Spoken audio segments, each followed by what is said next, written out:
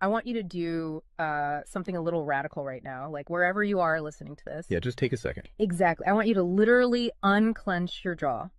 Just let it go. Drop your shoulders. Most of us don't even realize we're tensing up, you know? Right. And look, I don't care if you just finished, a grueling 12-hour shift on the hospital ward, or if you just stepped off a loud, dusty job site. Or even if you're just mentally exhausted from staring at screens all day long. Leave it at the door. It's over. You are officially entering quiet mode.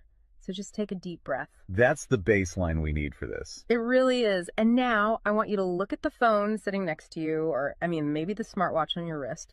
Every single time that screen lights up, every time it buzzes, it steals exactly 23 minutes of your life. Welcome to the deep dive. It really is a staggering number to confront when you put it like that. 23 minutes Yeah. from one buzz. Yeah, because we tend to measure interruptions in like the seconds it takes to glance at a screen, right? Whoa! We completely ignore the massive cognitive debt we incur the moment we look away from our deep work. And that cognitive debt, that is exactly the central target of our mission today. Okay, let's unpack this. We are exploring The Sovereign Architect's Guide by Chillstar 08. Specifically, episode 6, which is titled Deep Work Dynamo, How to Finish Your Week in 4 Hours. Right. And if you remember in our last deep dive, we talked about installing drawing those boundaries and reclaiming your personal space. But clearing the space is just step one. It actually reveals a much deeper, much more intimidating problem. Yeah, the void. What are we actually supposed to be building in that silence we just fought for? Because if we don't have a blueprint, the noise of the world is just going to rush right back in to fill it. Oh, for sure. We have this natural horror of a vacuum. The second our schedule opens up even slightly, our instinct is to pack it with activity. We just have to be doing something constantly. Exactly. We are culturally conditioned to equate motion with progress. Yeah. But Chillstar 08 introduces a really brilliant distinction here. She talks about the trap of idling. I love this concept so much.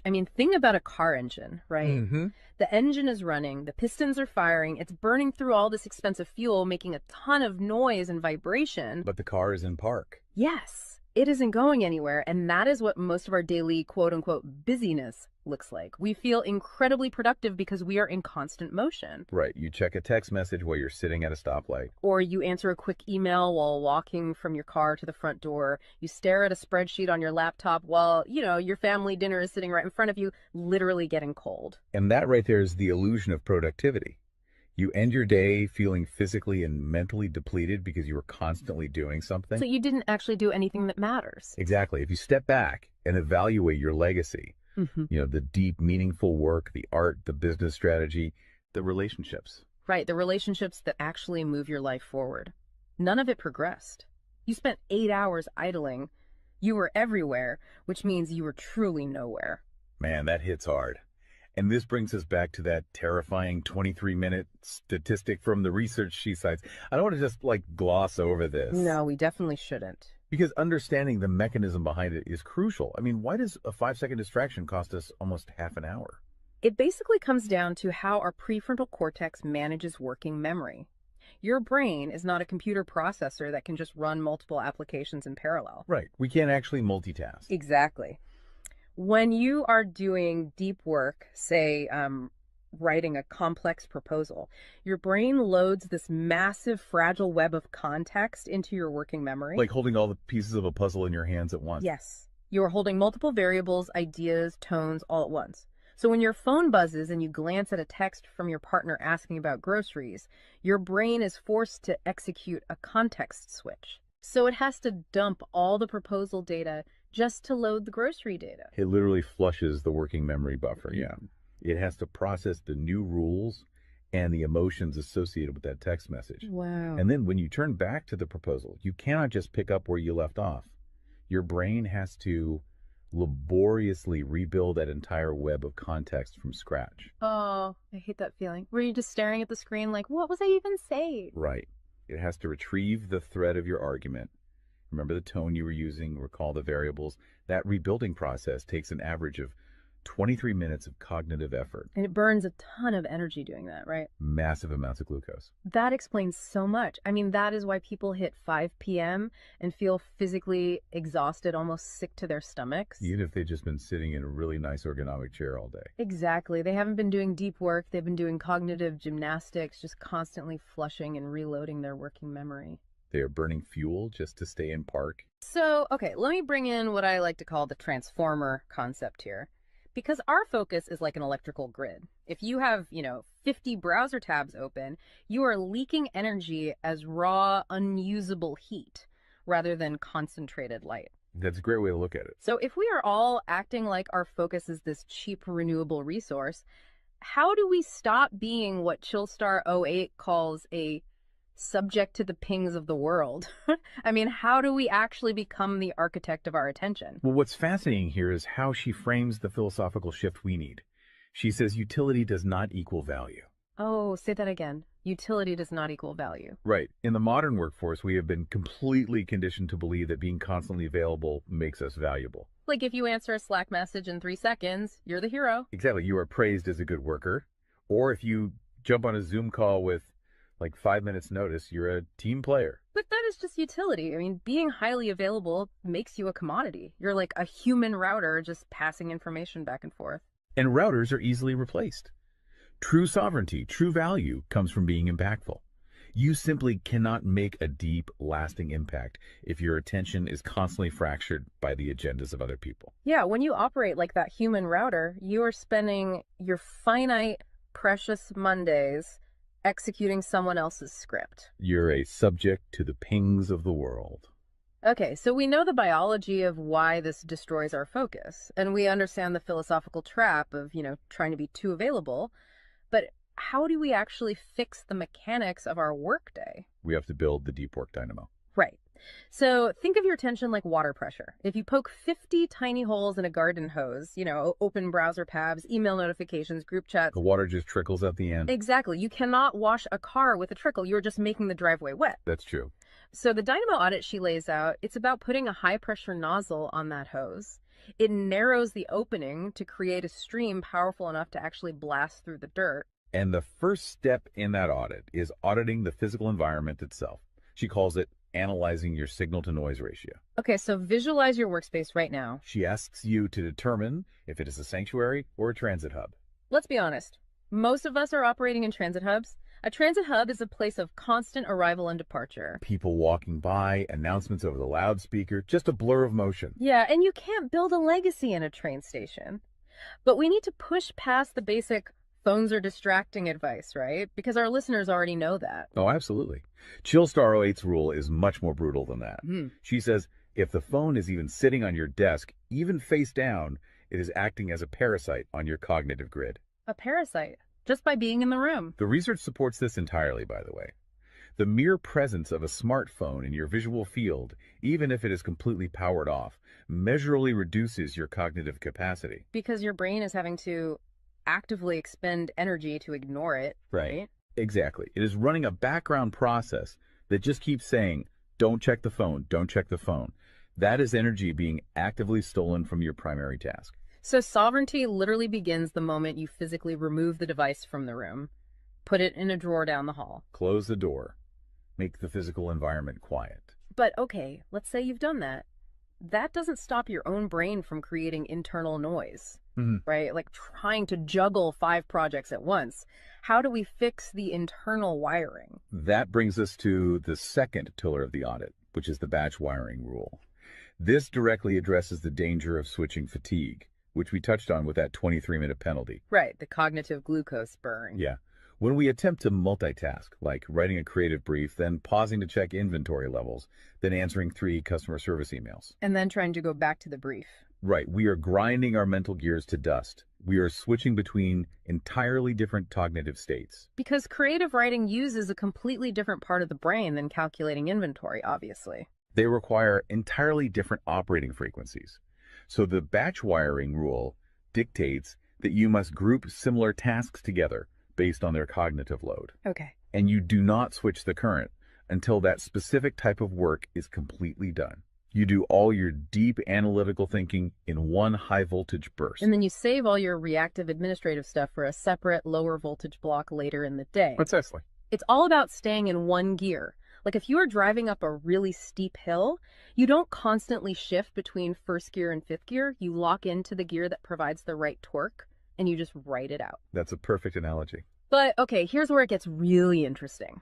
This leads to the third pillar of the audit, and this is where I actually need to seriously push back on the source material a bit. She calls this the zero access window. Ah, yes. This is usually where the resistance starts for people. Because it sounds impossible for a normal person. She says you cannot just plan to be focused, right? You have to legally schedule it. You have to lock in one sovereign hour. Yeah, 1 hour where you are legally dead to the outside world. No boss, no family, no, hey, do you have a second for a quick question? Just you and the blueprint. It's extreme, yes. But let's do a reality check here. I mean, I see how that works for a solo digital entrepreneur or a freelance writer, but what about someone whose literal job description is to be available? Right, like an IT support specialist. Or a floor manager, or a nurse on a ward, or even, a parent at home with a toddler. How do they justify just vanishing? It feels like this advice only applies to a very specific, privileged type of worker. That is the most common and, frankly, the most valid hurdle to this entire system. But we really have to look at how the principle scales, and we have to look at the internal psychology of the worker. Okay, walk me through that. First, let's address the context of Chillstar '08's own life. She is not some solitary monk living on a mountain. She is a wife, a mother, and a grandmother. Oh, wow. Okay. Yeah, and she runs a luxury travel agency and a digital marketing business. Her entire professional and personal life is built around communication and client management. She probably receives hundreds of legitimate demands on her attention every single day. So she is really in the thick of it. She isn't just speaking from some ivory tower. Far from it. She implements the zero access window because of those demands, not in spite of them. Now, for the IT manager or the nurse, obviously, you cannot vanish while on active duty if your role is acute response. Right. You can't ignore a burning server or a patient monitor. Exactly. But the principle applies to the deep work surrounding the active duty, the scheduling, the charting, the strategic planning. Even in highly reactive jobs, there is legacy work that gets pushed to the margins. That makes sense. And the challenge isn't just logistical, it is deeply psychological. It's the internal guilt, isn't it? Yes, exactly. People feel like bad employees or bad parents or bad partners when they set a hard boundary. Yeah. We tie our entire self-worth to our responsiveness. We think, if I am not instantly available, I am failing them. Man, that is so true. We feel guilty for taking an hour to ourselves. But setting a zero access window is not about neglecting your family or your team. It is about condensing your high level work into massive, high impact bursts of energy so that you can actually be present later. Wow. Okay. Consider the alternative. If you don't carve out that absolute focus, you end up giving your family or your team partial fractured attention for 12 hours straight. Exactly. You are physically at the dinner table, but mentally you are drafting an email. Or you are sitting on the floor playing with your kid, but you're checking a Slack notification over their shoulder. You are trading constant low quality availability for scheduled high quality presence. It is entirely about communicating boundaries to protect the quality of the time you do give people. You tell your team, look, I am going offline for 60 minutes to finish this crucial report. If the servers literally catch fire, call this specific emergency number. Otherwise, I will address all questions at 11:00 a.m. Right. You aren't vanishing to hide. You are vanishing to get the work done efficiently so you can actually live your life. Which brings us to the ultimate why behind this entire system.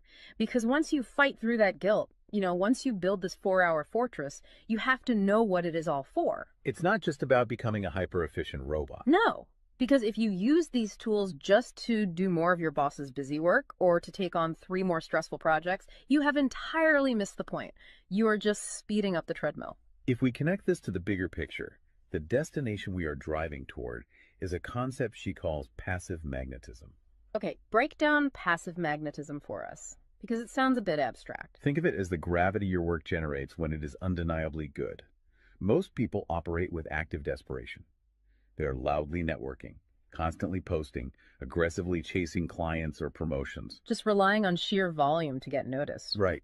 Passive magnetism is the exact opposite. It is the ability to attract results, clients, wealth, legacy, or respect through the undeniable quality of your deep work. Because you actually took the time to build something substantial rather than just talking about building it. Yes, when you engage the deep work dynamo, you produce work so concentrated and so valuable that it acts as a magnet. You don't have to chase the market comes to you. And the ultimate prize of achieving that passive magnetism isn't just more work. The prize is time. Time is the ultimate currency. The dream of the sovereign architect is to finish an entire week's worth of business output in just 4 hours. You do this high voltage work often while the rest of the world is literally still hitting the snooze button. You free up the remaining hours so you can go be a traveler, so you can be a creator. So you can be a fully engaged grandparent like Chillstar 08. Exactly. She frames it beautifully in the source text. She says, we wire for silent so we can live in volume. Oh, I love that. We embrace the discipline of the quiet fortress so that our actual lives can be loud, vibrant, and fully experienced. We are finally taking control of the dial. But, making that shift from a frantic, reactive employee to a calm, sovereign creator requires a massive shift in identity. You have to tune your mind before you sit down to do the work. It is really difficult to just sit down at a desk and instantly command your brain to perform deep work, right? Especially if you've spent the last hour navigating traffic and listening to the news. You need a transition ritual to cross that threshold. And Chillstar 08 provides something for this transition called the Chillstar's Creed. It is designed to be a grounding frequency. It really centers you. Yeah, so I want you, the listener, to use this. I want you to imagine a slow, steady heartbeat in the background. Just a deep, resonant 528 hertz frequency. Just let the frequency of these words settle into your mind before you initiate your deep work. Ready? Take it in. I am grounded in peace. I am reaching for my stars. My light is my own. I am a star and I will shine bright. I will reach for the sky. I release what was. I embrace what is becoming. Using a creed like that is just such a powerful behavioral trigger. It really shifts your state. When you speak those words, even just internally, you are consciously reminding yourself that your light, your focus, your energy is your own. It does not belong to your inbox. This does not belong to the algorithm. Right. You are releasing the frantic energy of the morning and embracing the sovereign focus of the architect. So we always want to translate this high-level theory into ground-level reality for you. We don't want you to just listen to this and go right back to idling. Definitely not. Here's your 1% install. This is your micro-win to take action on this deep dive immediately. Tomorrow morning, before the world starts demanding your attention, before you check a single news site or open your email, I want you to set a timer for exactly 60 minutes. Put your phone in another room entirely. Yes, physical distance. Do not open any extra browser tabs. Pick one legacy task, just one, and flip the switch on your very first sovereign hour. And be prepared for it to feel incredibly uncomfortable at first. Your brain will crave the dopamine hit of a notification. Oh, you will feel an almost physical itch to check your messages. But if you can sit in that silence, if you can endure that initial friction, you will watch the dynamo start to spin. You will enter that flow state, and the old blueprints of hustling and grinding will be completely burned away. And look, if you want the actual templates to automate this piece, the specific tools and step-by-step guides to build the system out completely and protect your location-independent freedom, you can join the Sovereign Fortress on the Chillstar 08 school community. All the blueprints are there waiting for you. They really are. As we wrap up this deep dive, I want to leave you with one final thought to explore on your own. We have spent this entire session talking about the mechanics of work. We've talked about condensing your week's output into just 4 hours of pure, undistracted focus. But if you actually achieve that, you're going to be faced with a beautiful, kind of terrifying question. What's that? Who are you going to become in the remaining 164 hours of your week? What if your true legacy has absolutely nothing to do with what you produce while you are busy, but entirely to do with who you are when you are finally completely silent? Wow. Unclench that jaw. Drop those shoulders. Step into the quiet. Go be great and flip the switch. We'll see you on the next deep dive.